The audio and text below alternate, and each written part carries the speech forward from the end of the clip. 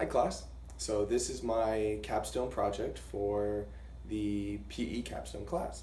My name is Matthew Kubley and this is the optimum coaching style. So as an introduction, I am a part-time coach with California Lutheran University as an assistant offensive lineman coach. And I always look for an opportunity to better myself, whether that's learning from coaches where you learn what not to do, or you learn, what to do in different situations. Sometimes you have to have different styles and different situations.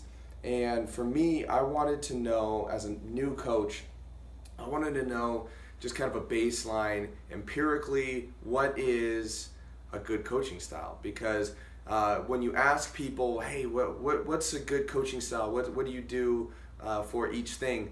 That you get berated with opinions, and some have worked, some don't work, and so it really helps for me to at least get a baseline, and that is the purpose of this research project, was to create a baseline for new coaches to create their own style. So this isn't to be an end-all, be-all, this is the greatest coaching style ever.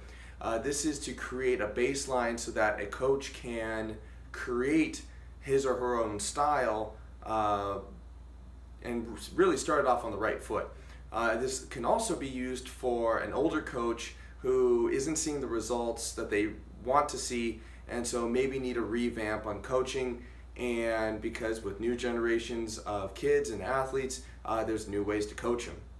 So my research questions include what Division III football players perceive as the optimum coaching style, and what do Division III football coaches perceive as their optimum coaching style.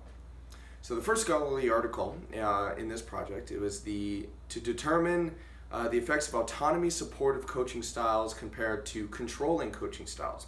And so the researchers gathered 301 athletes, 111 male and 190 female, from ages 14 to 18 years old.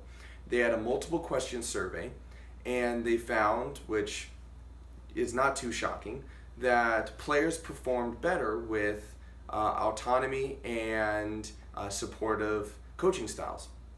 And so to apply that to my research was that coaching styles that are more supportive and really foster autonomy, like this research states, you get more out of the players than you would with a more controlling coach, or one who's more disciplinary, more of an angry coach.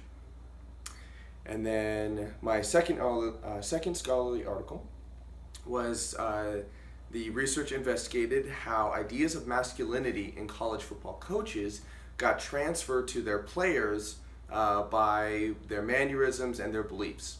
So 10 assistant college football coaches were recruited in a coaching convention, and they were asked how they believe masculinity is transferred to their players.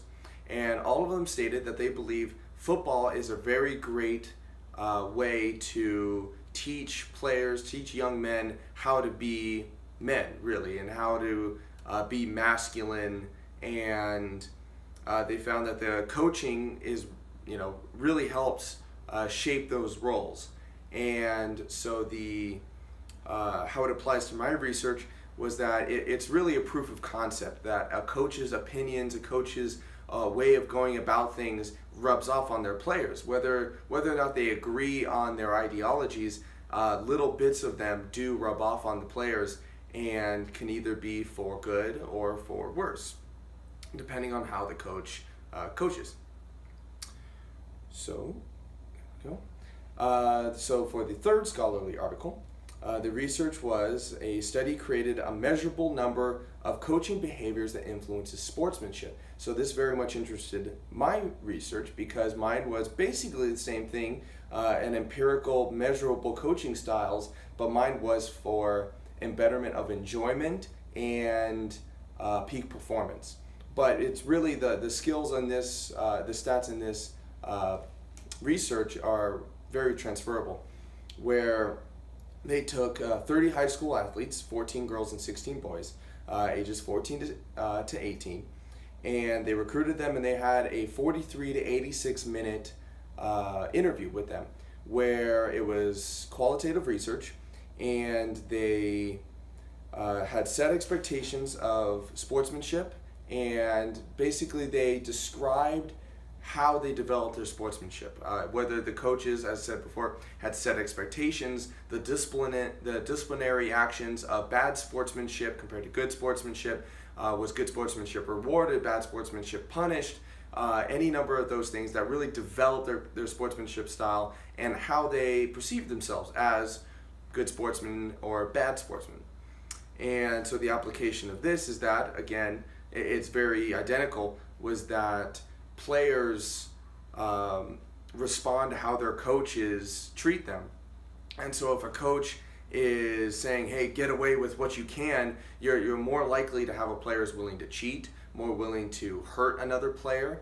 And where if you have a coach that quite frankly disciplines bad sportsmanship, where if you get in a fight on the field and they discipline you, whether that be removing you from the game or punishing you later than practice, later that week, it will promote a player who's less likely to cheat, more likely to really be their own player and just concerned about themselves and not try to bend the rules.